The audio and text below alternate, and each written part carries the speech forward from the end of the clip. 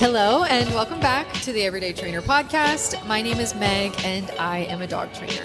On today's episode, I'm once again joined by Mike Jones. You've been on more podcasts than anybody has been on my podcast, so you're the honorary guest. Mike Jones, Katie, and Frass. So they're all involved in the dog training industry in some way. You know the drill. Grab yourself a tasty drink and meet us back here. Hello, hello. Good evening. Thank you all for being here. Thank you. We forgot Ivy Sky Jones. Oh, Ivy. The most important. Say hello. Hi. Give Ivy a little intro. So Ivy Sky is my daughter. That's my world here. 9-year-old little beast. Handles dogs, does a bunch of different things. And yeah, you want to say hi, baby? Go ahead. Hi. The cutest podcast voice. That's a tough act to follow now. Great. I know. Oh my gosh. I mean, yeah, man. Like, if you watch our Instagram videos with her, like, that's, yeah. She's a little badass. Yeah, I'm developing a little killer. Good. As you should be. All right. Well, we are in Primal Canine. We just recorded an episode talking about the fight with Mike and some of his decoys. Now we're joined by some new guests. Katie, go ahead and introduce yourself. Give us a little intro, who you are. Little intro. My name is Katie Mathews. I own a company called Socratic Canine where I focus on teaching dog owners, training the human end of the leash for working with their dogs. I am here because I have developed quite the relationship with that guy right there. The ugly guy at the corner couch. The evil powers collided. No, I met Mike through social media. One of the great things about that platform is you make connections. And Mike and I teamed up and just started having conversations that turned into a podcast called Drinks and Dogs. Started out as a guest on it. Now we're in season 2 and I co-host it with Mike. I'm also the commentator for his creation Canine Street League, new protection sport. I was going to say, I think I have some competition as far as podcast voices go. Who would that be? You got to... I would say Katie is the podcast master. He's got a good podcast voice. It's not my first rodeo by any stretch of anyone's imagination. I know. I'm a little bit nervous. All right, so you guys have the podcast Drinks and Dogs together. What do you talk about on that? What don't we talk about? Everything. A lot of it's just life. You know, we started out as the pandemic thing when we were just like all hanging out in our house and just like talking about it, having drinks. And then it progressed into more of a life-based thing. I would purposely hold off on calling Katie for days so we can just talk about life during the podcast, and it'd be like more of a catch-up session. Yeah, you're like, save it for the podcast. Well, I think like a lot of it too is that, like, you know, it's important for people to hear real life conversations between like two other people, like with all the ups and downs and all the stuff that we talk about in Drinks and Dogs, which is really important. Like, that's what me and Katie did for a long time. And, you know, we save it. Like, we'll be in the green room just being like talking, like, no, shh. Stop talking. This would be so good for the podcast. Let's just stop and do this. Are you guys mostly talking about like business stuff on that podcast? Well, I would say season 2 we've shifted. You know, season 1 was very guest based. We brought on guests from all over the dog world. That's where I met Frass. Met a lot of cool people. Season 2 is, like Mike said, it's much more conversational. So what are we conversing about? Well, we won't talk on the phone, so that when we get on the show, we're going to start out with our lives. So it's lifestyle based from 2 dog trainers who participate in the world of dogs in very different ways. But in those conversations, I mean, season 2, we've gotten into some deep personal stuff. Okay. And I'm very transparent about my own journey through life and things I go through, because it's a big part of me working with dog owners. Ooh, tell me. Well, I mean, for one, I'm not doing the name of the show very much justice. The last couple episodes, we're talking about how I'm taking a year off from drinking. Hey, but it's drinks. It does not mean alcoholic drinks. Hey, I say tasty drinks every single episode, and I'm not a huge drinker after I've taken like 4 shots of tequila, but I mean... So the fact that that's the association I made is why I'm not drinking right now. I mean, I think that just kind of proved itself organically. Yeah. So just talking about what that's like, and he'll ask me, he's like, dude, what's up? How you been? How's working out going? You back in jiu-jitsu yet? You doing this? And we will talk about what both of us are being successful at, what is particularly challenging at the current time, and why is it challenging? How are we overcoming those challenges? And then by the end of every episode, somehow we can work that into how that can help dog owners, how that can help other dog trainers, or anyone watching the show at all, is trying to bring it back to how these principles of life are really universal. And it doesn't matter what you have going on. There's certain things that if you work on your mindset, you work on your discipline, you work on your motivation, I don't care who you are, you can get something from that. So that's really what we're touching on. I love that. I think a lot of it too is the conversation aspect of it. I mean, because a lot of people don't want to have conversations about some of the hard topics. Like what? Give me an example. I love this shit. I mean, KD and I, like, we've had conversations about some of our life stuff, like, you know, on, like, literally, like, on, like, Zoom calls, and, like, talked about, like, some of the hard stuff that, like, I go through, like, dealing with what I'm dealing with, and, you know, KD has talked about that, too. Like, I mean, we've done 2 podcasts, and one that didn't air because I had lost 2 dogs in, like, 1 year period, and, you know, dog trainers I have to retrain, like, you know, things of that nature, you know, stuff that's been going on. Like, we've had these hard conversations online. And I think a lot of it, too, is because the dog training atmosphere is, a lot of people think it's all cute and cuddly. You're playing with puppies, you're walking out, but, like, in realistic nature, it's, you're working every day. You're struggling every day. And then that's on the business level, not on the personal level. And then you have to do the personal stuff. And then, I mean, we've had, go watch Strengths and Dogs. That can explain a lot of different things. We've had some tough conversations on there, and Do y'all talk about like the mental health aspect of it? that's what we've been focused on for the last... Season 2 has had a lot of that, especially in the context of dog trainers. Yeah. So that's something that I've been focusing on a lot more lately, is working with other dog trainers in very specific areas of their business. Yeah. Starting with their life. So it's not about numbers. It's not about coaching them on statistics and data. It's like, okay, dog trainer, what are your hobbies? Oh yeah, somebody asked me that yesterday. They're like, well, what do you do for fun? And I was like, That's where I start with the dog trainers that I work with. I is work that 24/7. Yeah. I couldn't tell you. And I this is the thing that I talk about with a lot of my dog trainers, is that dog training becomes a hobby, right? It starts as a hobby, then it becomes a profession. When it becomes a profession, it becomes a nuisance in a sense, right? So I always tell people, find something different outside of dog training that you enjoy. So like for me, it became archery, boxing, jiu-jitsu. I mean, I already had boxing and jiu-jitsu and fighting. It was always something. And I would tell all my guys, you know, it's fun for now. It's not going to be fun forever. Because no matter if you eat filet mignon every single day, even if you eat the $100 Wagyu or whatever it is, it eventually loses its value. So you have to find something separate from it. And unfortunately in dog training, because we take boarding trains, we have dogs every day, we have clients, we have everything. You know, and again, dogs don't know weekends, dogs don't know vacations.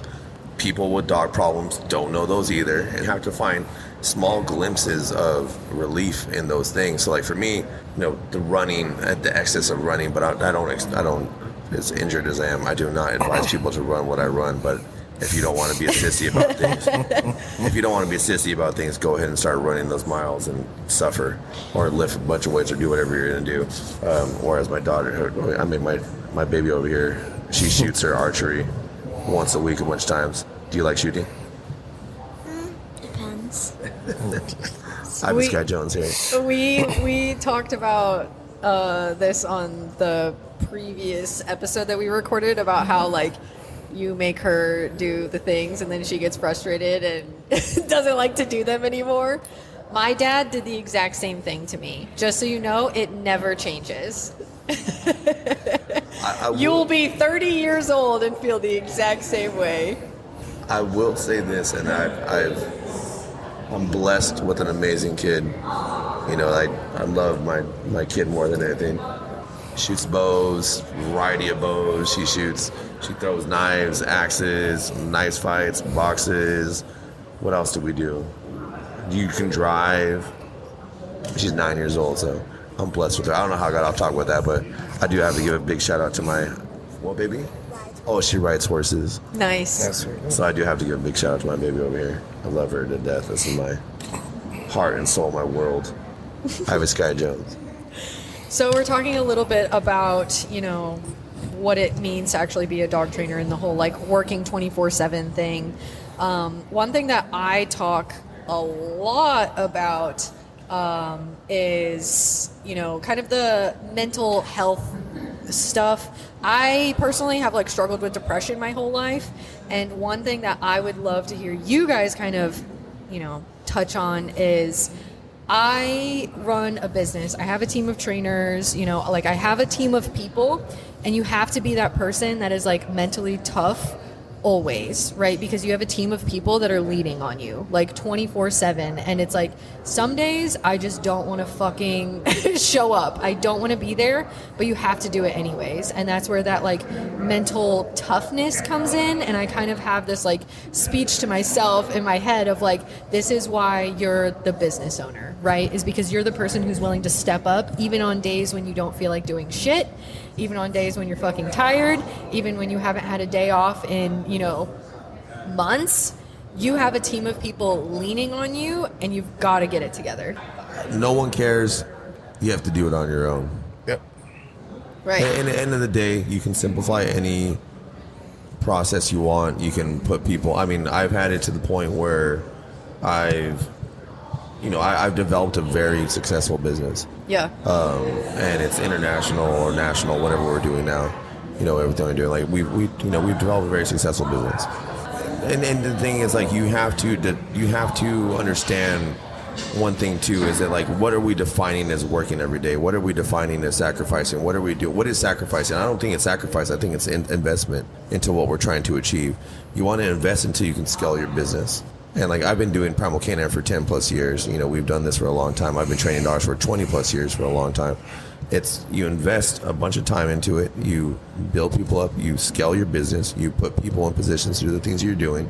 You do that, and then you go from there. I think a lot of it is we think about it as like, okay, like, I mean, dog trainers right now, every dog trainer wants to get in and be like, oh, I don't want to work that much 7 days a week. But in reality, you should work that. I mean, me and Katie have this conversation all the time. If you're not touching a leash, you're not touching thousands of leashes. I mean, what's the number, Katie? What are we saying, like, when it comes to like how many leashes you have to touch before you become a professional?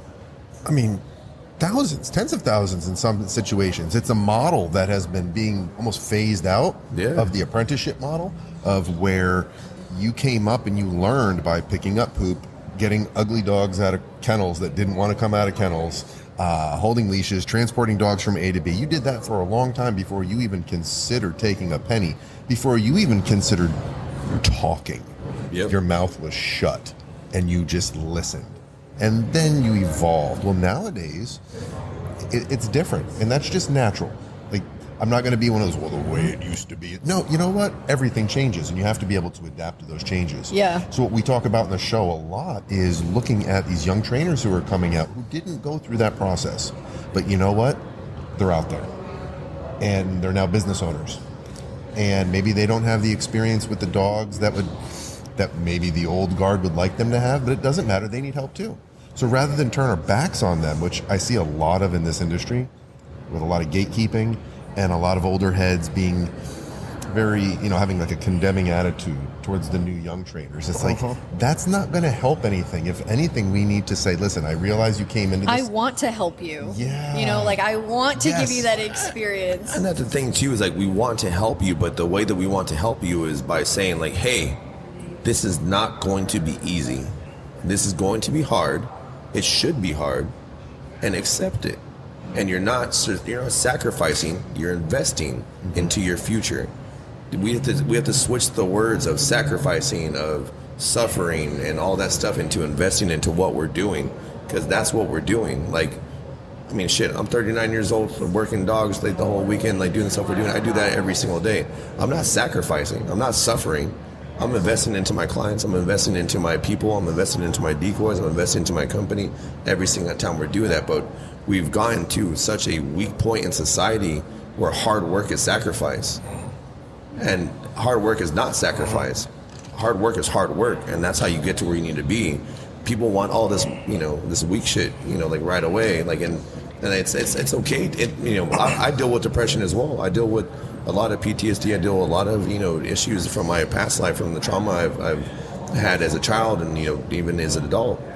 I still deal with it. I'm open and honest with it. If anyone follows me on Instagram, they know that I'm like very transparent with it. The reason why I'm transparent with it is so people know, like, hey, you're not alone. Like, hey, we're doing this together. And you can still do this shit. Yeah, we can You can still wake up every day and fucking hustle. I'm still a goon from Eastside San Jose. No parents, no nothing, running my own company. We're here. We got people in front of us. We got couches on a goddamn fucking artificial turf field with the logo behind you. I got my baby over here. Started from the bottom. Started from the bottom. Now we're here. So, it's one of those things where, like, I don't want to be like the Debbie Downer in the situation where I'm saying, like, oh, like, it's not like you got to work. I mean, because it is. You have to work hard.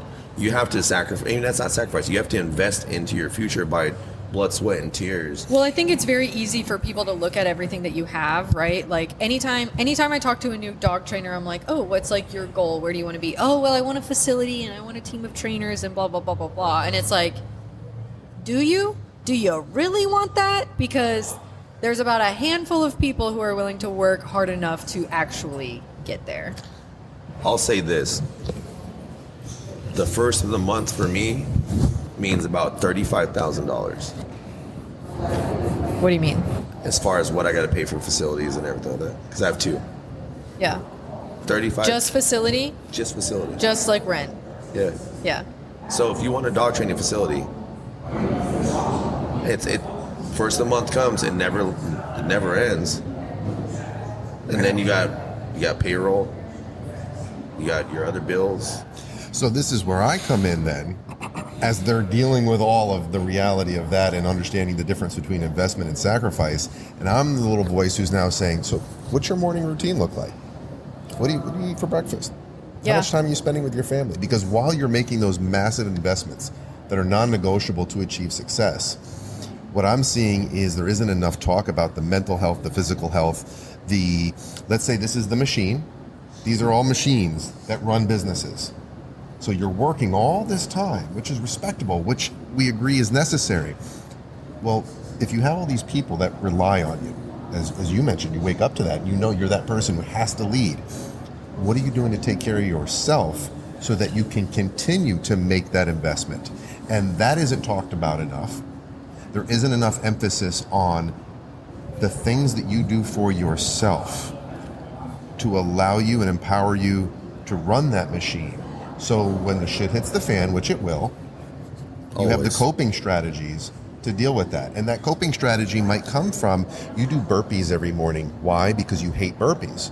So you tell yourself, this is what I'm doing right now, I hate burpees. Or run 13 miles. I hate them. He's a runner. I'm making myself do burpees because I know if I make a promise to myself and I keep it, not through motivation, but through discipline, I'm now building resilience that I will now be able to use when the shit hits the fan in the business. Yeah. So that's when you ask about mental health and how can we help these young trainers, the ones who are willing to do the grind, my thing is keeping the burnout down. Oh, I hit the burnout so hard. So hard. This past year. So I have to ask, so I think we all define burnout in a different manner. And like, Frass, you're a business owner. So, I mean, you probably go through the same Yeah. thing, Oh, right? yeah. Because you're not necessarily in the dog game, but like... But I mean, same like mental toughness. Like, Well, I mean, more so. I own more two so. academies. Right. So you So run... think about it. I got a whole jiu-jitsu and self-defense academy. The other one we just opened is an MMA academy. So talk about almost 3 different cultures I'm dealing with. And just the atmosphere. First of all, think about this.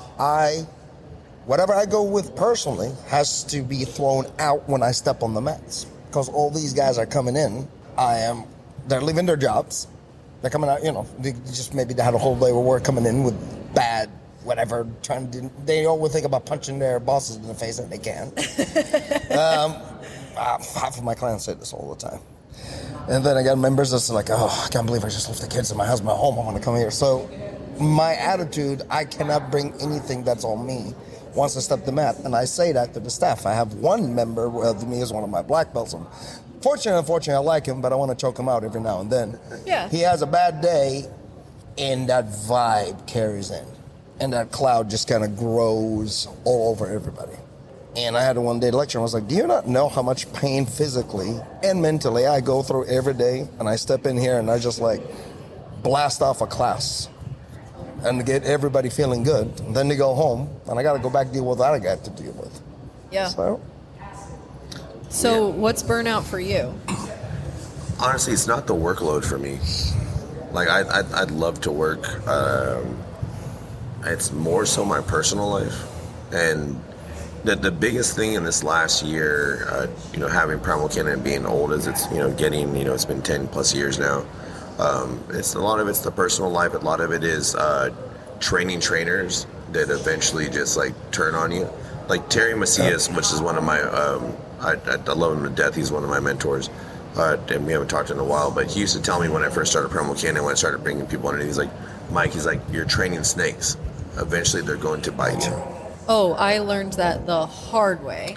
So I learned it pretty hard with like family and like a bunch of trainers that I've trained and like even now, but like as much as like, obviously you've been around me for a little bit, Katie, Frass, you've been around me for a little bit, like I'm kind of like, I'm a hard ass, but like I'm also a little soft in a sense where I take people in, in that sense. You care.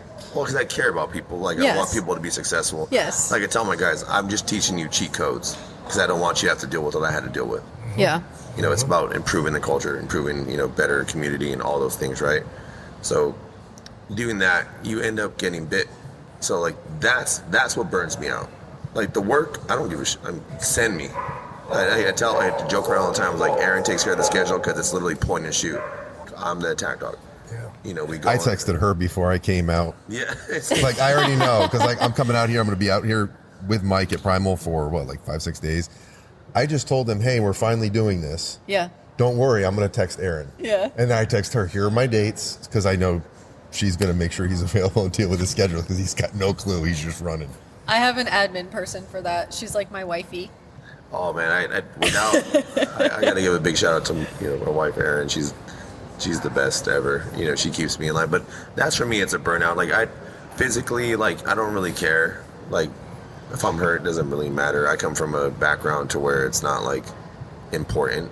Yeah. Like you just keep going. Mm-hmm. And I also come from a background where I was really poor, and I am the provider for my whole family. Yeah. So like I have to be going. So like, I don't really think about it in that way. My burnout only comes from a personal level. Like that's where like things burn me out. That's where I have a problem because like that's where like if things are going a little bit rough, then like and I see people switching up on me, then that's when that affects me because you take it personal.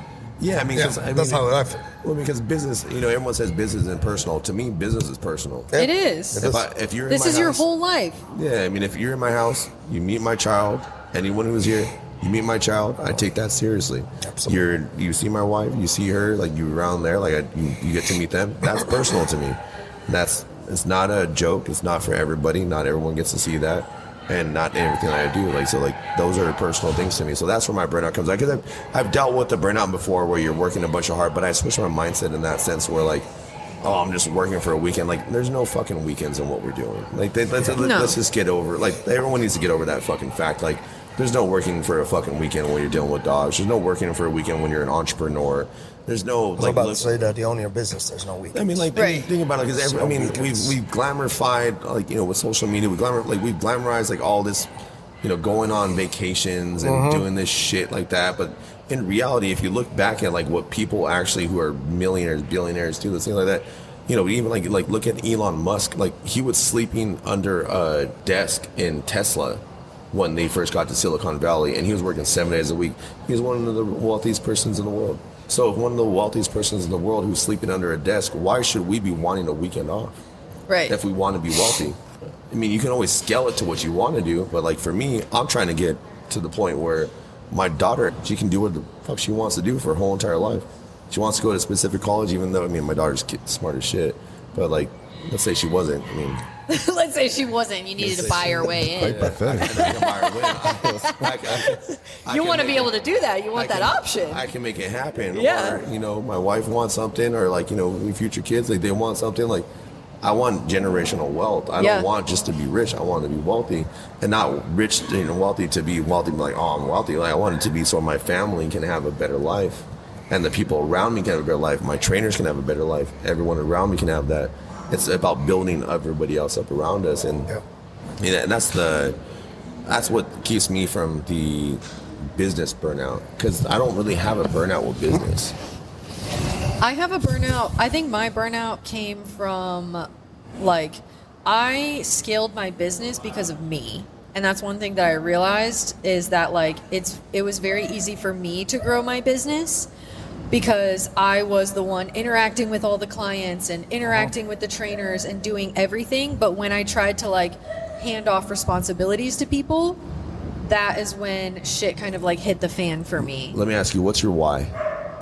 My why do I do this? So I want to be the source of, like, help and information that I wish I had when I was struggling with my dog. That's, like, why I do what I do. Now it's shifted a little bit more, like, I like taking care of my people, like my team, and kind of like the culture that you've built. Like, that's why I respect what you've done so much, is because, like, you're not necessarily just doing this for yourself or for your family. Like, you're doing this for the culture of dog training, and a lot of my trainers have worked for previous dog trainers, and, they tell me how horrible it was and all of this stuff. And I want to be that business owner, that dog trainer that people want to work for, that they respect, that, I'm outworking all of my trainers just like you are. Like, none of them will ever outwork me. I think that's the biggest thing, is figuring out why. Like, my why originally started because, like, when I first started, like, dog saved my life because I was in a bad, I was tumbling out of control. And then I was like, oh, that's my why. My why became my daughter. My why became my wife. My why became everything like that. And my why is still my daughter, and like that. But like you said, it's about building something better because of the toxic community that we already live in. Yeah. And finding something greater than you, because you can't work for you. No. It never, like, in any business in general, and I don't care if anyone has to disagree with me with this one, you can't work for yourself. There should be no selfish reason as to why you work. You can't work for a vacation. You can't work for a specific, I want to get this car, I want to get this, I want to get that, because those are self-fulfilling things that happen, then you're empty. Yeah, what happens when you get them? Yeah, what happens? And then you're done. Right. Like, I got my dream car. I got my wife her dream car. I got my dream house. I got my kid in freaking horse school. Like I said, I'm a dude from the hood. So, like, I shouldn't even be alive right now, to be honest. It should be gone. So, like, I already got all those things. But my why is to provide a better culture, provide a better life for my kid when she grows up. It's deeper than any form of material, thing, or any form of, self-fulfilling thing. It should be for, like you said, to build a better culture, build a better life. My why is to build a better environment and, push things further and get people out of their fucking, their head out of their ass for a little bit and stop looking at this all material guidance and shit like that and, like, go into, like, the real shit.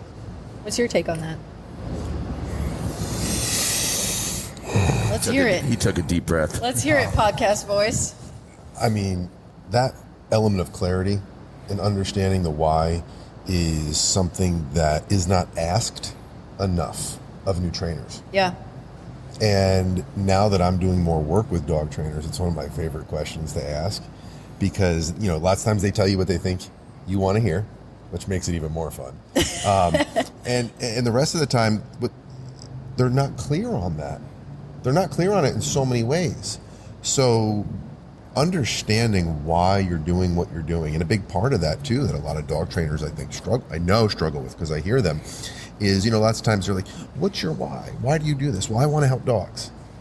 That's awesome. That's great. So why don't you do that for free? Well, I have a family. Oh, okay. So your why you're doing is it for your family. You would like to provide a healthy, fulfilling, functional life for your family by way of sharing a skill set that you have that helps other people. And they're like, oh yeah. And I'm like, but it's not semantics. There are some very key differences there with regards to how you see why you're doing what you're doing. And it is to provide a life for your family, which means you better learn how to run a business. You better learn how to take care of yourself mentally and physically. These are all the other pieces of that. So you can invest in your business, which is going to mean 7 days a week for a while. It's going to mean 18-hour days. There's a lot of pieces that are needed for that stuff to take place. And that's what I know I'm talking about a lot more. Mike and I are having those conversations on the podcast. I'm having that conversation with the trainers that I'm working with. I'm talking about it a lot more on my social media now. There's starting to be more of a shift to reach out to those trainers that are new. Or even I've had some trainers who have been in the business for a long time reach out to me and they're like, yeah, I want to hear a little bit more about that. And it's like, all right, man, what are you eating for breakfast? What are you doing with your day? How are you building this machine and taking care of this machine that takes care of this family? Yeah. That takes care of this family of employees. Yeah. Because now you're a parent to them too. Yep. To take on that responsibility. And that's one thing for me. Like I don't have a significant other. I don't have, kids. Like it's literally just me and my business and my employees. And for a while, like when I was, really deep in that like burnout stage, I was like, I'm done. Like I just want to go back, to it just being myself and that's it. And then I really started to think about it and I'm like, that's so lonely. That's so lonely. Like what, for me to work for myself and like that's it? Like not changing the lives of these trainers, not like I always, kind of joke that I'm like turning them into like little functioning people. No, that's 100%. I literally tell my guys, and Farouk's right here, I'm like, I'm not training you to be a good dog trainer. I'm training you to be a good person. Yes. I can teach you how to train dogs, but like if you don't want to be a good person, you can't really do anything with that. That's why I say all the time, like that's what we're doing. And, I think the adaptation to it is, kind of what you're talking about, like, what you're getting burned out with the work. It's accepting it. Yeah. I mean, because we always want to, maybe I can't work that much or do this, do this. We like, I'll do this and like put this person in this place so I don't have to do that. Like do this things like, put them in there. But in reality, all you're doing as a business owner, because that's what you are. You're the business owner. You're the one that actually doing things. You're controlling it. Even if it's mental, it's still work. And we think that we're displacing work. But in reality, if you understand, like, hey, I'm always going to be working, and you accept it, this is what life is, then you don't have to have that burnout. Like, you just go like, oh, hey, cool, I'll make my 3 o'clock in the morning phone call with Coralie. I'll take a nap with my wife and get up at 5, take the dogs out. Cool, this is what my life is. This is what we're doing. Like, it's when you have expectation for an end. Yes. When it's not an end, it's just a journey. We're just going. You don't want to have, this is the thing, like everyone always wants to work for a weekend or a vacation or like some form of end, thing. But like when it's just the journey itself, like. Well, I think like the root of all suffering is kind of expectations, right? Yeah, that's why you don't have expectations. That's some Dalai Lama stuff right there. I think I read that Art of Happiness book once upon a time. Well, that's the thing. It's like there is no. Like, I hate to say it, I don't want to be the pessimistic person on this podcast because I know like where it is. I'll be like, if you're a business owner and you've taken the role of a leader, which we all have, and from freaking Frass, KD to Meg to what I'm doing, we're all we've taken the leadership role of what we're doing. There is no expectation, there is no end. We have already put the burden on ourselves. I don't even say burden. We've already took the privilege of ourselves of being the leader. It's time to accept it. And it's time to understand that, hey, we can run with the waves of highs and lows. That's what life is. The burnouts are going to come. They're going to limit here and there. Most of it are going to be mental. And then you just deal with it, go forward, and like that's what it is. There's an exception of it. And continue investing in yourself so you can build your resilience to those things. Yeah, See, but that's the thing that like I'm always going to jump in on you. Well, like, think about it, but that's also why you get on me too. Like, why do I run? Why do I work all the dogs? Why do I do the things that I do? Like, Meg saw yesterday. I don't even know how many dogs I worked. Katie, you were here too. Yeah. Like, all the dogs. That's, the last few days. Like, that's why I work all the dogs. So that's what I do. Those are part of the things. Invest in myself as far as like going there. Like I said before, I have a variety of different things for recovery. So you do that for yourself, Now, not everyone listening would know that. So that's why I'm going to interrupt you so that you can remind people that while you're talking about accepting this journey and accepting this way of life, they need to know that they also have to make time for those things that I know, because you and I know each other so well, that you do take time, as I tease you about the running, from the combat sports, from your archery hobbies, from all that time you spend with your daughter. Like, you take that time to invest in yourself so you can continue to do all of this work journey. And I think people need to talk more about how to do that stuff. I need you to talk to me about how to do that. Follow me on Instagram. Shoot me a DM. We'll slide in those DMs. We'll work it out. So, like, for me, like, my why is, you know, the two ladies that are, you know, well, Ivy's right there, and then, you know, Aaron's up there. You know, that's a lot of my why. You know, it is very much my why. Like, also my guys in front of me, like, things like that, like seeing them succeed and doing those things. But, like, you know, we'll take time for archery, we'll take time for boxing, I'll do jiu-jitsu, I'll do running, I'll do those things. Like, but I will say this, I also sleep an abnormally less amount of time. Yeah. That most people do. Yeah. So I won't ever expect anyone to do what I do, but I do take that time where I'll run half a marathon in the morning. I'll make my baby breakfast. I'll cook her lunch, get her ready to go. We'll shoot, we'll box, we'll do those things. I'll work the dogs, I'll do those things. But, like, my self-fulfillment comes with making sure that the people around me are succeeding. Yeah. That's where I feel self-fulfilled. That's where, like, it can re-energize my body so I can go and do it again. If I see yesterday, I got the shit whooped out of me, as you guys saw, you know, doing that, like, but seeing people happy and seeing people ready to go, let me sleep 4 hours and be like, fuck it, let's go. Do it again. Honestly, being here has been really validating, because sometimes I will sleep like 20 hours a week. And people are like, "You're crazy," and I'm like, "Oh, am I? Is there something wrong with me?" If people tell you you're crazy, you're on the right path. Perfect. I don't believe I do. And Katie will 100% disagree with me on this. Katie will 100%, because this is my brother, and like he's like, no, we will 100% disagree on this. I believe this. If people think you're crazy, you're on the fucking right path. If you're complacent and fucking, I need 8 hours, 9 hours of sleep, and you want this fucking amazing goal, and you're not even remotely close to it, why the fuck are you sleeping? Mike Tyson said it perfectly. How am I sleep 3 hours a day. If I'm trying to take over the world, how am I going to sleep? I know he doesn't sleep because I call you. Because I live in Florida. Yeah. So we got this lovely 3-hour time difference. And my phone will ring sometimes at 6:30 in the morning or 7:30 in the morning, Florida time. and I've come to now, like, expect that's when Mike and I are going to have our time, and that's what it is. I mean, we'll talk, you know, we'll hit on some things with the business and things that we're working on, but usually those morning calls are he's just checking up on you, bro, what's going on?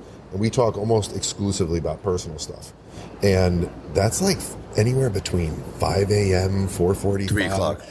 I mean, and I hear him, dogs are coming in and out of crates, or I hear things clanking, and Mike's out there in the West Coast early. Hey, it's like I said, how you can sleep when you try to take over the world. it's good to know that I'm not alone. No, I mean, and that's the whole point of this stuff, right? Like, Yeah. I mean, I think people feel weird about being up or, like, having these, like, weird work schedules, but in the reality of the situation, like, I mean, Frass too, like, you mean, think about it this way, like, you work a bunch, you have two different fucking places, like, you're building different things. Yeah. Hold your microphone. Just buzz. I forgot about it. Because I was just... He just sets his microphone down. Yeah, I mean, if you've got, like, I got 2 academies, but I still got other investments going on. So basically, Hey, are you invested in that chicken wing spot? Because every time you put that story up, I'm like, God, I need that. oh, Is that your restaurant? that was my brother's, but we had to close that down after COVID and all that. That thing looks so good too. Yeah, that actually came from here. Really? Yep, it was actually our business partners are from California, and that was their deal. They opened it up in Coachella. Oh. That's all the chicken wing thing popped up, and they If you guys came up did with these waffle cones and fried wings. I will say this: if you did not follow Faraz before now, if you look back, like someone like the stuff. What was the name of the kitchen? It was Either way, that shit looked amazing. No, it was good. It was good. We had a concept because it was waffle cones, and we had a bar, and we had chicken wings. This was in Kansas City? Yep. Yeah, it was in Kansas City, Westport. The teaching portion of how to speak into the mic. I know. I didn't give you your microphone lecture before we started this. No, I didn't. He did better than Neil. Neil's hand is moving all over the place, and I'm sitting back there just laughing as I see the hand in the light. I know. So yeah, we had that during there, and then I was the security guy during that time. Because after COVID opened up, people just went buck wild. But after that, we're not worth it to keep it anymore. Yeah.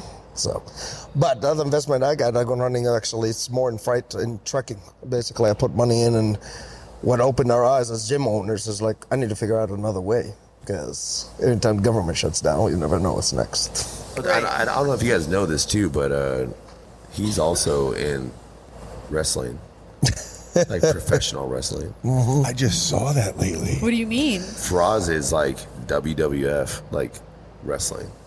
Yeah, I got a team. We go by the tribe. A bunch of. I got an eye hoodie. My son is in it. Actually, it's a company called Central States Wrestling. I don't know if anybody familiar with back in the day, King Harley Race from Missouri. That's the league that he has. And we just kind of kept that name going. And we one day getting around, actually, Hoodie is one of my students. He's my big Samoan. And one day we're just kind of shooting the shit. And he was just telling me, he's like, Coach, you like pro wrestling, do you? I was like, yeah. I was like, let's just try this. We put our faces, all three of us, me, him, and his brother Anaya, and suddenly we got legions of kids that like us. We're supposed to be bad guys, now we're good guys. I love that. My first night of the business, I got hit with a kendo stick. I got dropped on a bed of thumbtacks. Yep, that's how I broke in. And his son is now oh yeah, Adam is in it. Adam yep. is a professional wrestler. Yep, Adam is a pro wrestler. He's been training, and actually, Adam started training as a kid with me in jiu-jitsu and Muay Thai. So that's what Adam's been doing. He's 19 years old, 6 foot now, and just makes me look like a midget. But he's in it right now. He's in it. And I'm still tugging with my academy, so I'm juggling a lot of stuff.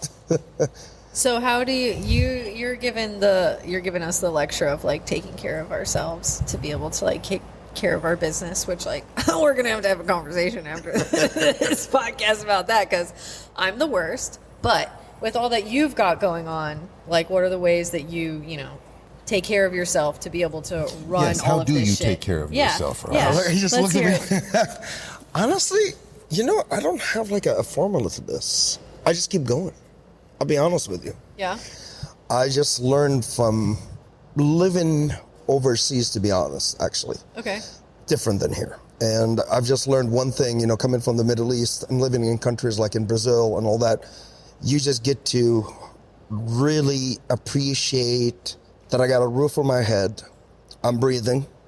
Every day I look at my son and I'm just happy how he's grown up. I raised my kid on my own since he was a baby. And to be honest with you, I literally just keep going forward.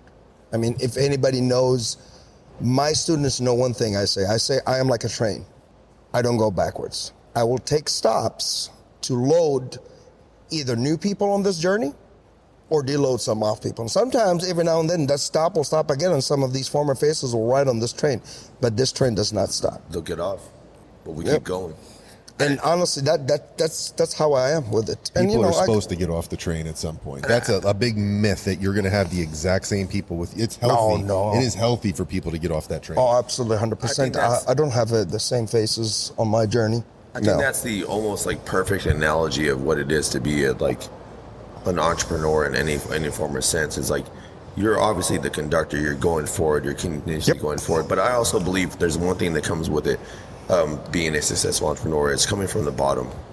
Yes. I don't want to say like you have to come from the bottom to be successful, because that's obviously been disproven. But like when you come from something to where you have nothing, absolutely nothing, and you're starving, and you're like you don't know how you're going to go through. You have no one to go to. Like you are your own backup plan. If you don't make it, it's on you. That's not even an option. It's not even like That's not even an option. You have to go forward. The train has to move forward, right? You have to go. Whoever hops on that train with you, cool. We're gonna keep going. If we need to make a stop and you need to get the fuck out, boom, I'll boot you out. Like, let's go. But the train needs to keep going forward, right? And it sounds weird, but like starting at a disadvantage or starting at the bottom actually is an advantage because you already know what that feels like. So why stay there? You have nothing to lose, too. Well, that's like, you know, when you guys saw, as we did like the decoy stuff, right? Saying, I was like, what's the purpose of stopping? Like, Yeah. why? It already sucks. Why are we stopping? So you can sit there and suck more, or you can keep moving and suck while it happens. Embrace that shit. If it fucking sucks right now, embrace that shit. You know, I will share a story I experienced myself to what you're saying. So, back in, I would say, late 2011 going into 2012, I was making so much money during that time. But, you know, doing bodyguarding and teaching. And I didn't own my academy at that time. And had my son, and I was married to a lady from Brazil. Long story short, suddenly she left me. I lost my job at this academy that literally, I think I got them up to 300 and some students. Just got fired. Got into it with the guy, and I just didn't feel my work coming in, and just canned me. And here I see myself, the superstar Frass, and like, nothing. Nobody cared. I got a few students that called me and were in shock about it.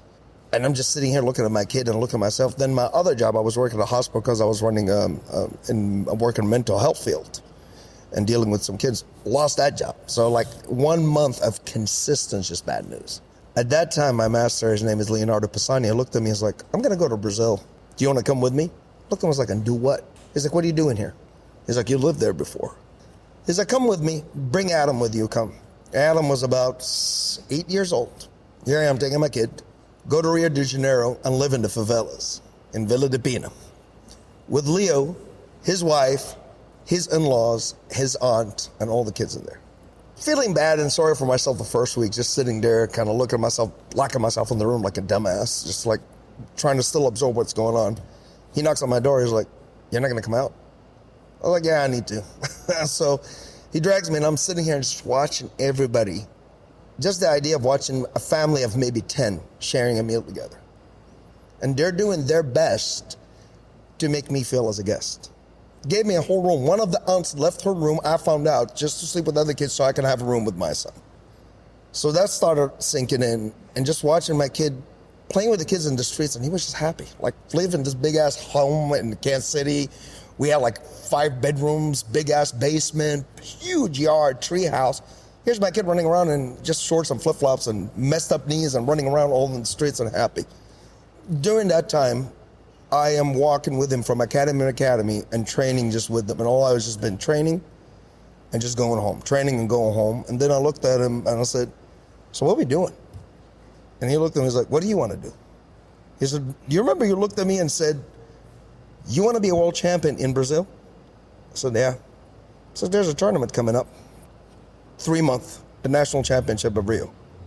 We'll see what you can do. Time comes, I go to that tournament with still every anger and defeat I have in my body of everything going on and cut off completely. Social media, everything. Nobody knows where the fuck what's going on with me. Slow, it's in pieces. Walk in the tournament, first round. Dude shoots at me, grab me, busts my knee, which ended up tearing out my ACL, MCL at the same time. Crushed, oh yeah. Guess what? He looked at me and he was like, don't fucking limp because if they find out you're injured, you're out. And I was like, no, I'm not. I'm not gonna stop. I had so much determination in me that time because of everything that I went through. I won that tournament and became the national champion in Rio de Janeiro.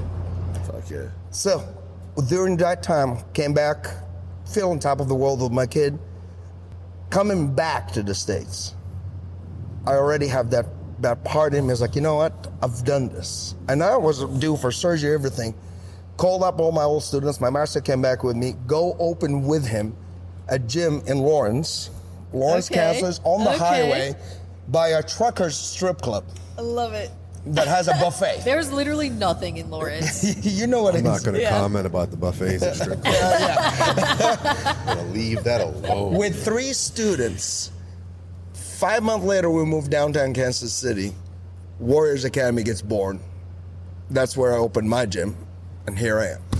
Everyone's like literally lost everything, and just that determination pushed me. I mean, that's what it is, man. I think like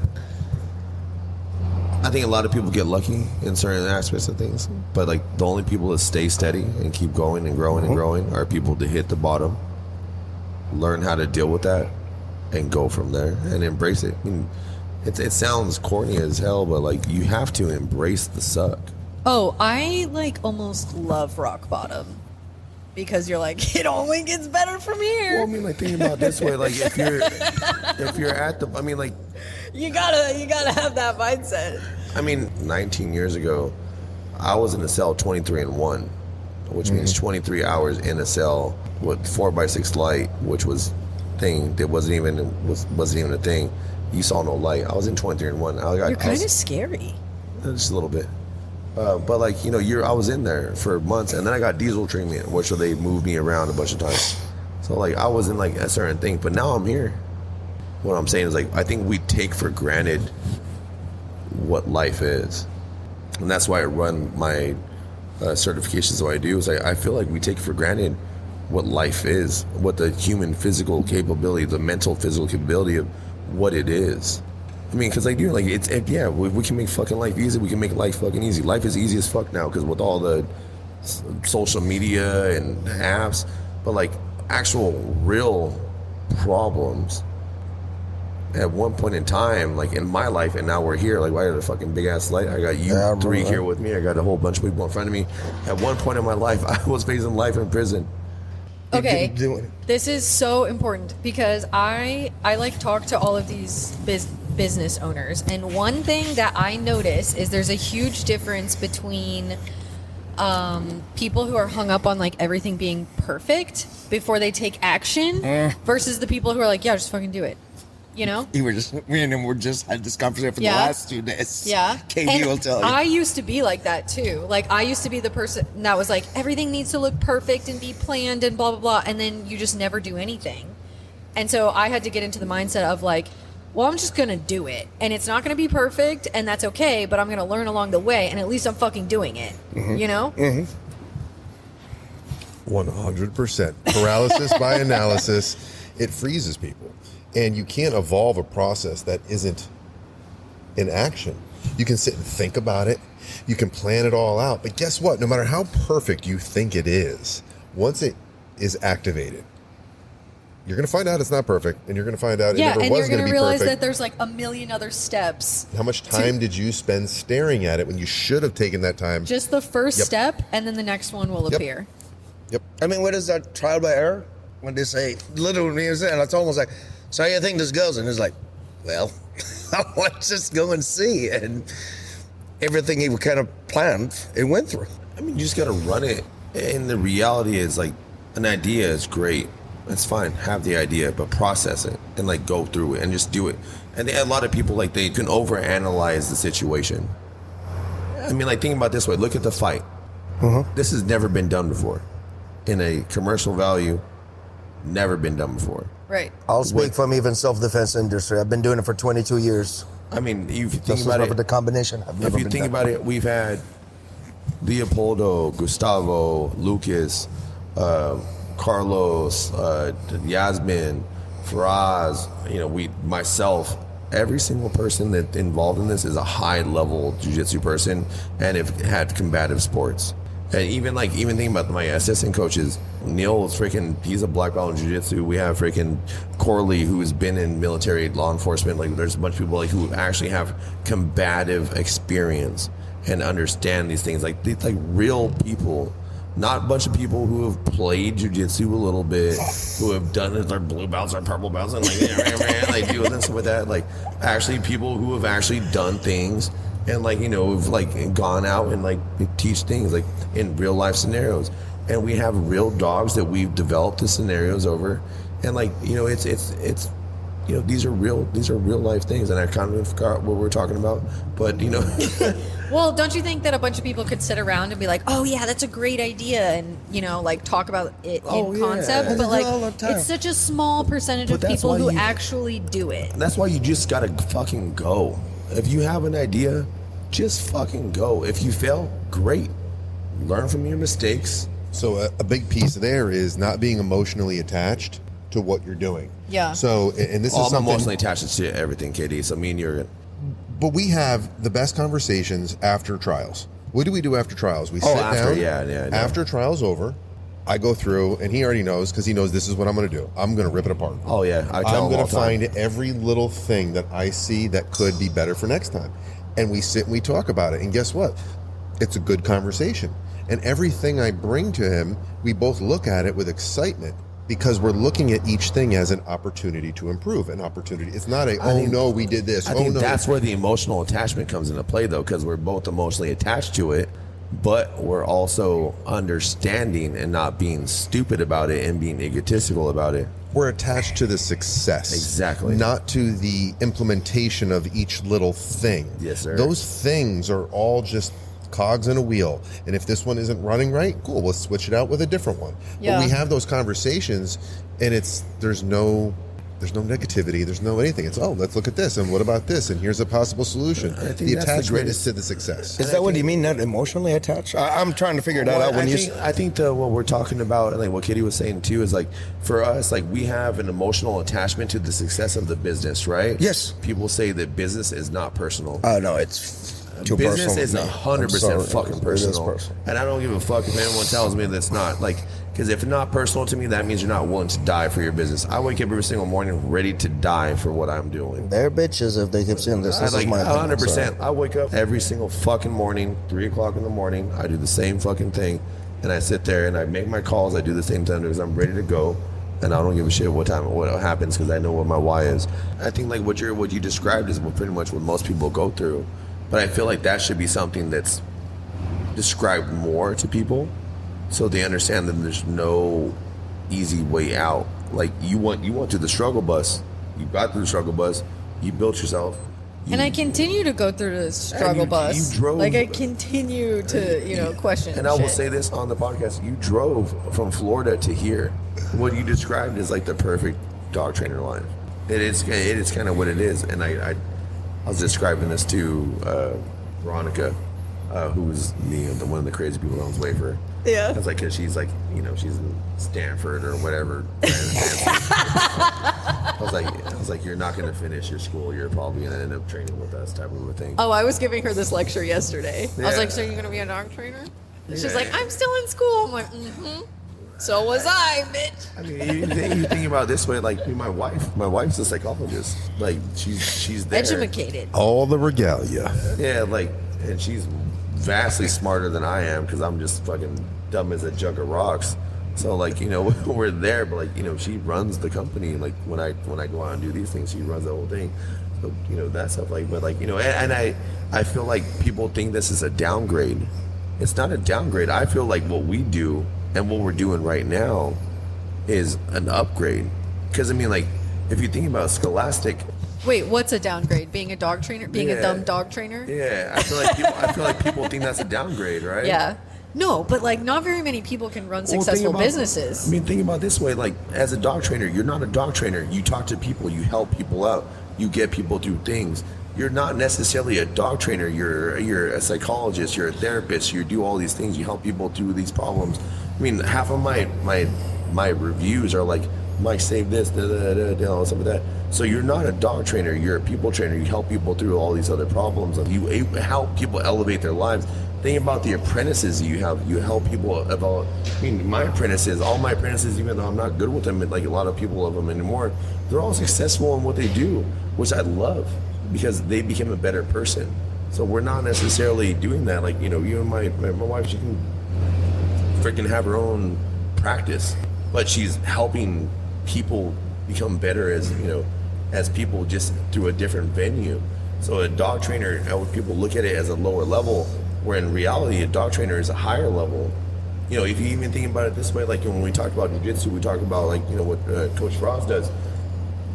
You don't know the effect that what you teach them in 100%. that one thing helps them elevate their life.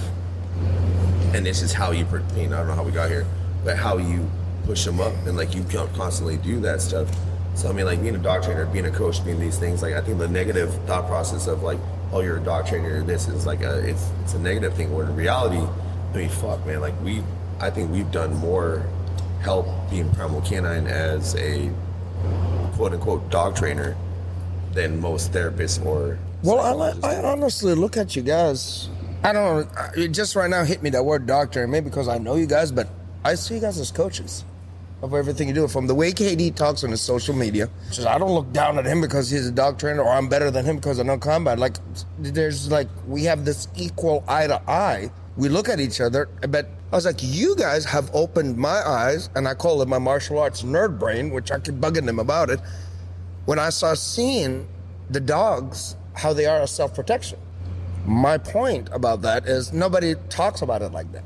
But I got involved in the culture looking, but then when I watch him, then when I hear him, how he talks to his crew, it's not just about the dog. Yes, he is quote unquote doctor, but it's almost like a life coach.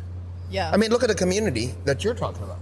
You kept talking about in the past podcast. I can't believe this community you brought together. This is not a dog trainer way of life. I mean, that's what they label it. This is what coaching is. This is what coaches do. That's why I call in my academy, I'm known for the word I use, tribe. This is their tribe.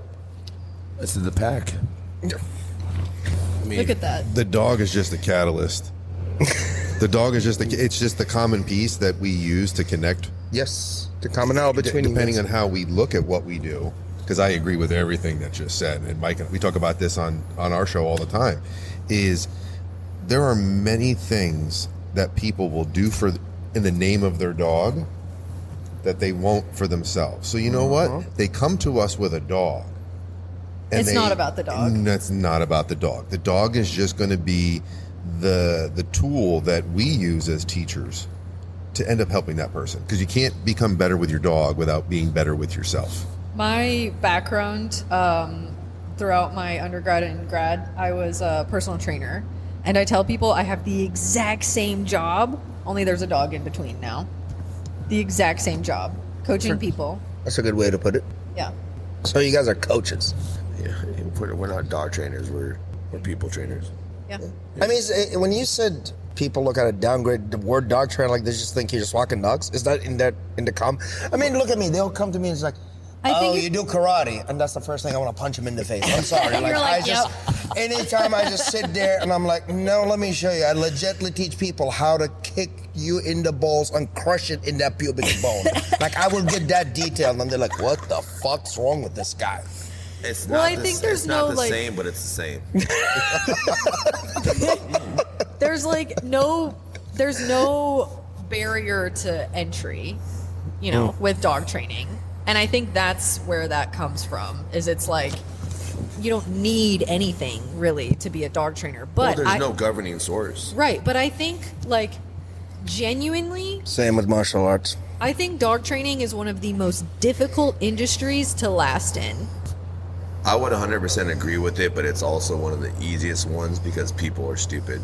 Oh, it's very easy to be successful if you have the right mentality.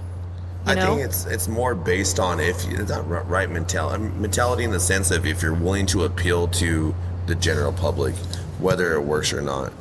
I mean, if you look at positive reinforcement, it's the easy. I just saw Katie's side.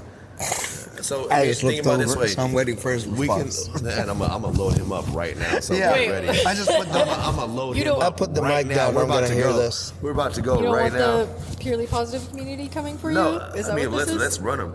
So think about it this way, and I'll say this because I'm going to load Katie up. Everybody anamorphosizes or humanizes what they want out of their dog, right? Like everyone wants, like, oh, my dog can just lay on the couch and get free food, do all this stuff like that. We forget about how dogs became dogs. If we don't remember how dogs became dogs, we create them to be biddable. We have them work for meals. We had to do all these other things, like this whole other tribal thing that we've done with dogs. And then all of a sudden we're like, ta-da, free everything. Let's get fucking doodles. Live in an apartment. Yeah, like do all this stuff where we're not necessarily giving them structure, and then we wonder why, and then we want to go back to positive reinforcement. So I'm going to leave this vastly open in what I'm going to say, because I know Katie is just tingling right now. Why? He has like Katie. daily. Sorry, Katie. I was just gonna say he has daily explosions on Instagram about this stuff. Katie. So I'm gonna put the mic down. About purely positive. Stella. I am so glad that I am 6 months sober. And I am That so you didn't glad just that I have? have not taken any of that tequila that has been tempting me, especially since about 45 seconds ago when Mike opened this door, and I'm just like,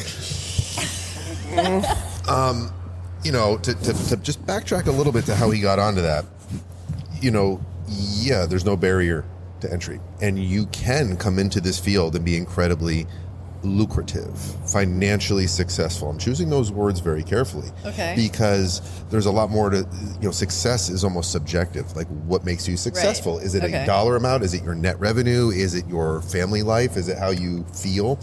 And one of the things that's an ongoing and an increasing struggle, maybe, or something, a cloud, is you're in a market, you're in an industry where you have ethics. You know, you're in it for what's best for the animal.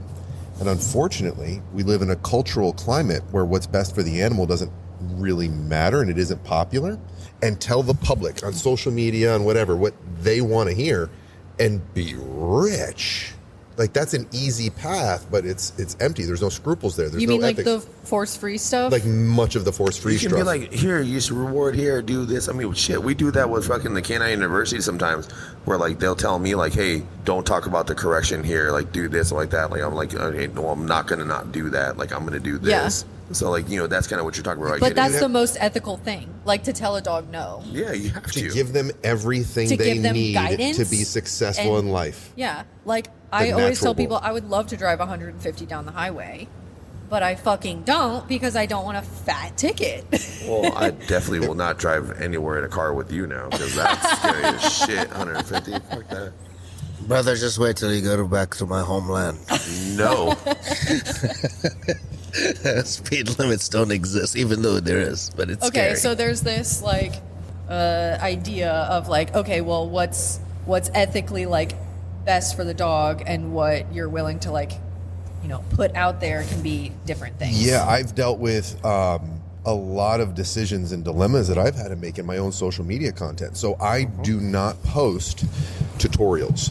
I don't do a lot of, here, this is how you're going to do this with a dog. Even though I've had consultants, I've had other people who are very successful in social media say, you need to do more of that. Well, I won't do that because I can't control how someone is going to possibly take that information and maybe misapply it or misdo it.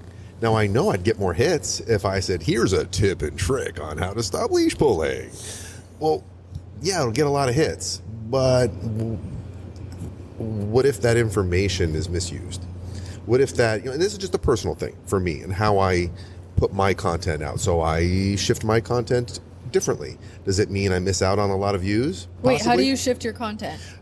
I do a lot more thought provocation. Okay. So what I do when I use my Instagram So for when is to you're get people talking about- thinking, not teaching them how to train their dog. When you're talking about like, you know, the tips and tricks, it's like get your dog working for their food, like that sort of shit, instead of being like, oh, pop your dog on a leash when they're being an ass. I'm not giving them methods and dog training instructionals Okay. in 90 seconds of one-way directional communication. Okay. Even though I know it could get me more hits, it could get me more this. And the only relevance that example has is that every single person who gets into this field is going to have to face those questions. They're going to have to identify what their personal morals are, what are their ethics in dog training, what are their beliefs, and how are they going to balance what's best for the dog with what's best for their business and what's best for the success of that business if they're feeding a family and everything else we've talked about in this previous hour. That is a journey everyone is going to have to face, and many new trainers are facing it alone. And they have no one to help them make those decisions, or even not to make the decisions for them, but to say, well, let's have this conversation so you can make your own decision, but with all the information. That is a struggle that many are facing, and especially when you have a market out there that doesn't like a lot of the things that they need to learn to help their dogs. Oh, say- I'm like the I think- most hated person on TikTok right now. I would even say not even like, but will actually attack you. Yeah. Oh, they're terrifying. Oh, I get death threats. I get mean- people coming up with my address. And Why are DMing you me. hated on TikTok? Because I talk about what I do with dogs. For And us. I got attacked Dude. for talking about like No, Only I'm feed not. your I'm not dog- being sarcastic. No, I'm no, being no, serious. I know, Like, I what know. is He it doesn't that? know, so like, I Sit know, down, buddy. I know. Just get ready. No. Okay. So like I made a video talking about getting your dog working for their food. Okay. I got blasted. Every purely positive person on the internet like stitched my video, reposted it, talked about how like you're starving your dog, like that's not positive reinforcement, like who would you ever like blah, blah, blah, going off on me. I was all over the internet for this, for literally just talking about like, hey, don't feed your dog except for training sessions. Like that's what we're all doing. So I talk about like what we're all doing. I talk about, you know, correcting reactivity, you know, but like people don't. And I get messages from people who are like, thank you so much for talking about this. I would never, because I see all the hate that you get and like I don't know how you do it. And I'm like, I don't read my comments. That's how I can do it. You know, but like I feel like it's my responsibility to share that, because like I wish that I had that when I was struggling with my dog, because that's what I needed. I needed somebody, like I did all the force-free stuff, I did all the positive reinforcement in the world, but my dog was still an ass and would run away, and like it was truly life or death for us. And so when I, you know, like actually learned how to train, I was like, damn, why is nobody talking about that? And then I learned very quickly, like, oh, the internet will come for you. So beyond the negative part, do you get positive feedback from people like thanking you for? Okay, well that's good. For sure. I'm not on TikTok. You are. You have an account. I do. I told you to get on TikTok. I don't have an account. You do. I'm going to say this right now. If you're on TikTok and you have a problem with Meg or any of my other partners here about feeding your dogs or food, you can go ahead and suck a dick. And my address is 110 Old Gilroy. Here we go. And yeah, you can go ahead and find me and we can have this consultation together. And yeah, you will lose 100%. Yeah, I got Mike Jones on my side now. So yeah, you have a problem with that? Oh. Go suck a dick. Let's go ahead and continue this podcast. Well, that's gonna go viral. Yeah. But that's the thing too, is like we're so involved in this like social media cancel culture bullshit. Oh, like, yeah. In reality, like no one would fucking say shit to any of us. No, and also like I just say what I say to owners. Well, I mean, think about it this way. Think about the mental damage that does to you, right? Like think about like how that carries on to your like. It's bandwidth. Well, I mean, think about it this way. Like we talk about, you know, when people look at like dog trainers, right? Like, oh, they burn out a lot. They do this, right? Like, but why are we burning out a lot? Because not only are we absorbing shit from the fucking handlers, but we're absorbing shit from social media. We're absorbing shit from the workload. We're absorbing shit from being a business owner. We're getting hit on everything, and it's not even that. Like, you know, even in training, we're training like, you know, spots like Frass. You know, like we're dealing with a bunch of different things, and people are opinionated about shit they know nothing about. But they're contracting things. Yeah. And people like, you know, you guys, us, you know, no one deserves that. But people who are opinionated, and we live in a culture where they can't get punched in the fucking face anymore. Man, You know? I get two kinds of people.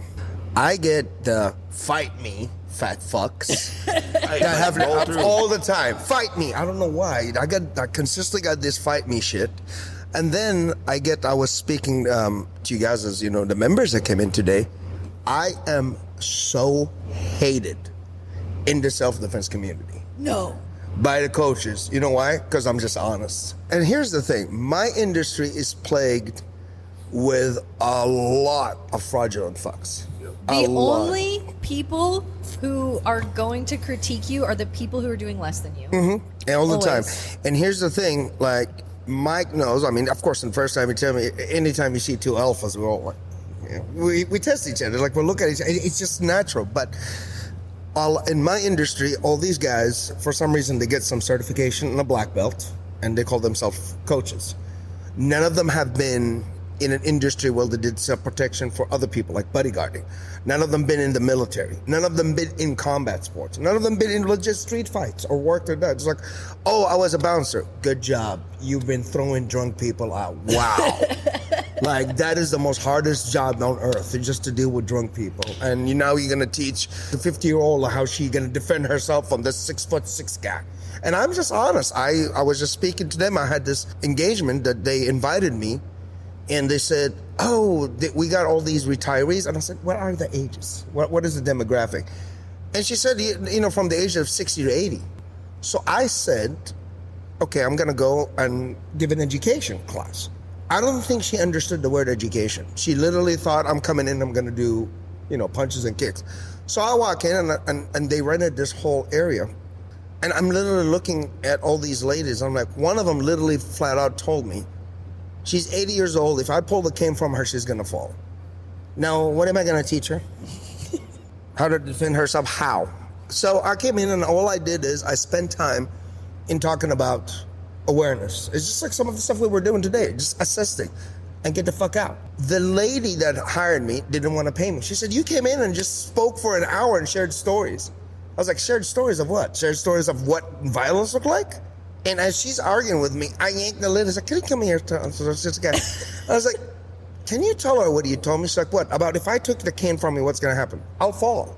So I stared at her. I was like, do you want me to show her how to kick? Because I don't know whose ass she's going to kick. And suddenly she just cut me to check and wanted me to get out because I was just starting to start making her look like an idiot. But the point is what I'm getting back to is that a lot of people in that industry all have egos and badasses. My success is I've been trained with a lot of people and I learn and I listen and I watch. I'm not coming in like when he had, he told me Leo Mills coming. I was like, I have no problem. I'll show up as long as nobody's going to start, dick measuring. And it's very common in martial arts. And I just see it, but it's like, hey, man, what's up? And then I see some stuff and I was like, man, I never knew that before. How did you do that? Because you're always evolving.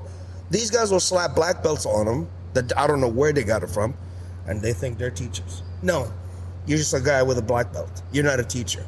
You're not a coach. Because I'm not bragging. I'm this October, I've been doing this for 22 years.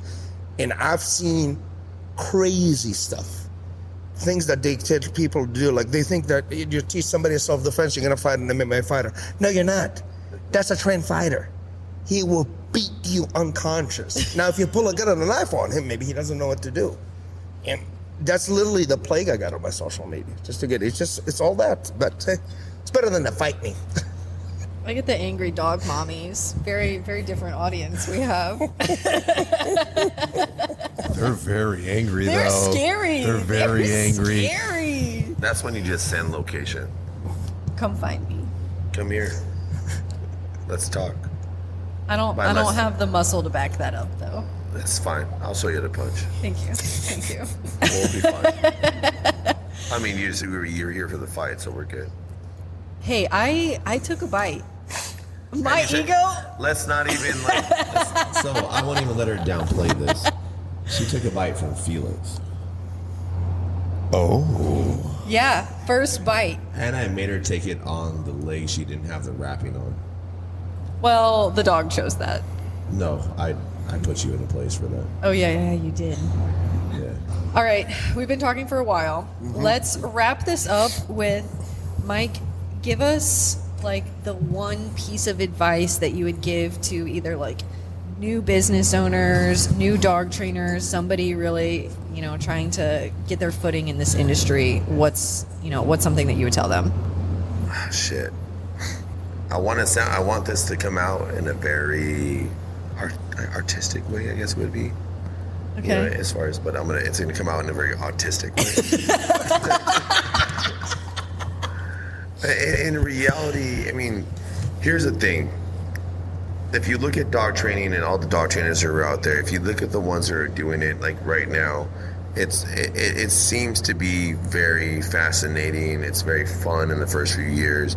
You're making a bunch of money thinking that you're doing what you're doing is like fun. Like it's all great and gravy, right? But in reality, you'll have to endure. You'll have to deal with like the fun stops. And anything that you do, like I said before, I made the analogy. If you like filet mignon, Wagyu steak, fucking whatever you like, chicken nuggets, whatever it may be, you eat it every day, and eventually it's going to become normal, and then it's not really fulfilling anymore. If you want to be a dog trainer, you have to understand that like it's just take it. It's every single day. That's what's going to be. You can scale it where you need to be at, but at the end of every day, even if you have other employees, even if you have all this stuff that's going on, you're still going to have to be the business owner. You're still going to have to deal with everything. You're still going to have to scale. You're still going to be there. It's going to be that. There's no easy way out. You can go ahead and say like, oh, I'm going to go ahead and take 2 days off and do this. But what happens in those 2 days when people fuck up? You're still there. You still have to be there. Accept it. Stop mentally saying, I'm going to have these days off. In reality, understand I took this responsibility. This is my investment to it. I'm taking that, have a strong why. I mean, the only reason why I can do everything I can do is because I know I have my 2 amazing fucking women upstairs right now who are, my baby's on her iPad and my wife's on her fucking Mac, and I know that they're having a great, they're fine. And I have my people in front of me and I have this. The only reason why I can do what I can do is because I know I have my strong why. And I can do that. Invest in your strong why. Understand that this is not something that you're going to scale. Like, don't listen to all the bullshit on the fucking line where like, oh, dog trainers are horrible at marketing and like, you don't have to work every single day and you can scale this shit. Those are the motherfuckers that get dogs killed, and that's why their business fucking fails.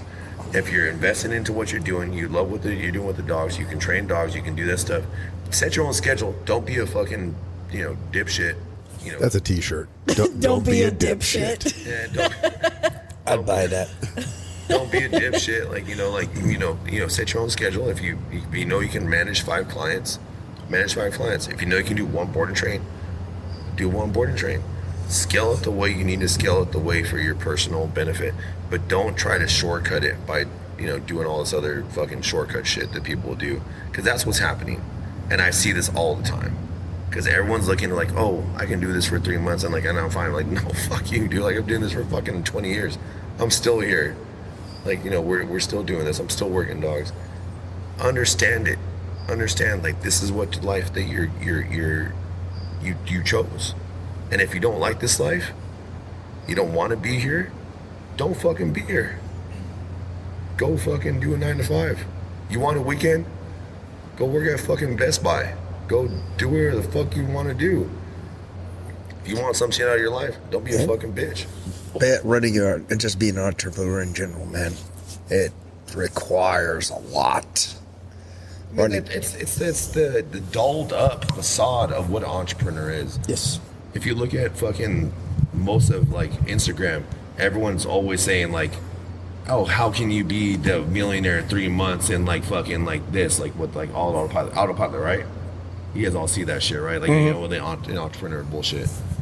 In reality, the real life of it is it's not that. It's every single fucking day getting up and doing the shit that we got to do. I mean, you can get it, all that, all the other bullshit, but like in reality, like those motherfuckers still up working. There is a facade of, because being an entrepreneur is like the new being a rapper. It's the being fucking someone else famous. It's it's being an influencer. It's all like facade shit. Yeah. And then I'm over here being like, fuck you. Katie, you got some advice for us? That's a tough act to follow, but I know. I will say this, piggybacking right off of what Mike said about entrepreneurship, learn what that actually is. Learn what is entailed in entrepreneurship. So we've talked about this on Drinks and Dogs numerous times. Young dog trainers are out there and they are spending every last penny on going to the next dog training seminar to get the next certificate. Meanwhile, they haven't even read a book on being an entrepreneur. Not a dog trainer, a person who owns and runs a business, because that is an entirely different skill set. It is an entirely different field of knowledge that is not getting respected. And the thing about it is, if you don't respect what entrepreneurship is, it will bend you over sooner or later. So how about, instead of going to your 7th dog training seminar, I mean, you got into the business because you were competent in the first place, right? How about you take some time and actually invest in finding proper mentorship, proper guidance from other business owners so you can learn what running a business is. Well, this is what we were talking about earlier, you know? So learn what entrepreneurship is. Yeah, the difference between, the skill and, running a business of that skill are 2 very, very different things. Vastly. Yeah. In all aspects of everything. Yeah. You can be a very skilled person and a horrible business owner. Yes. And it's, Frass, in your industry as well. God. We see this a lot in dog training, because I can't tell you how many talented dog trainers I know who are shit business owners. Okay, I work for a marketing agency, and we do marketing for literally the world champs of IGP and all of these sport people, like literally world champs, and they need help marketing their business. I know exactly what you're talking about. Do you? Yeah. Okay. Starts with an I.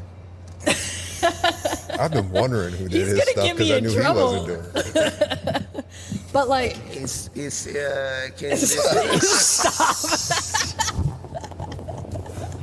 Stop. This is how you.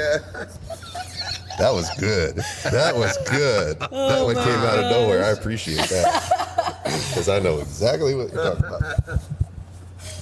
but anyways, On that note, Yeah.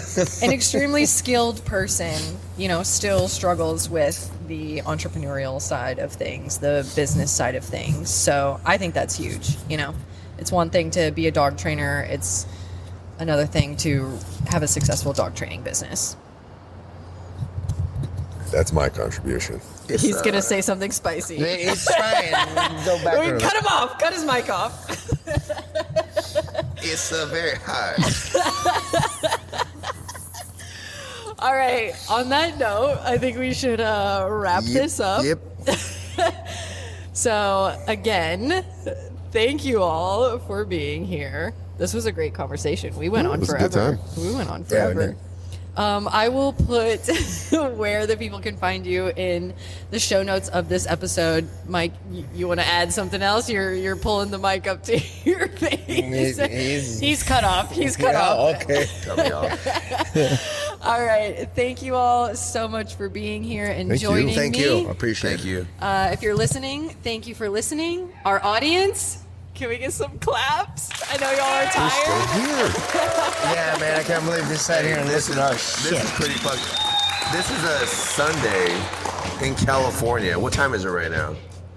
I don't even know. 9:30. 9:30.